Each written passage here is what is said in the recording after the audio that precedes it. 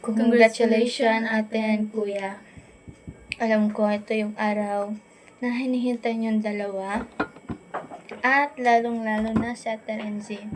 Dahil isa to sa pangarap niya at pangarap din ni Kuya Lance.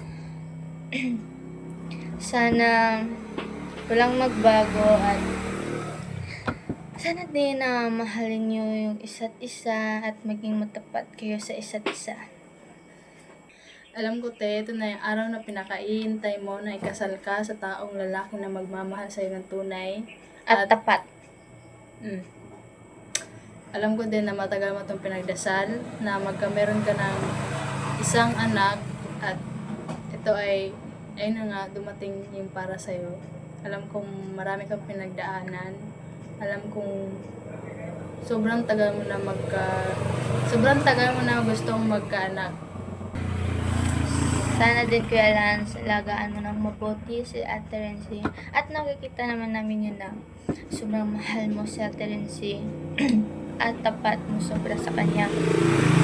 Sana walang magbago sa inyong dalawa at panghabang buhay na kayo.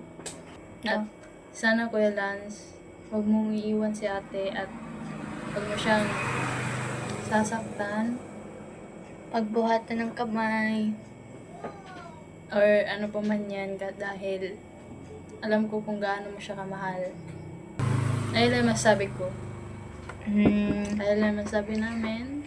Congratulations both of ulit. you guys. I love you both.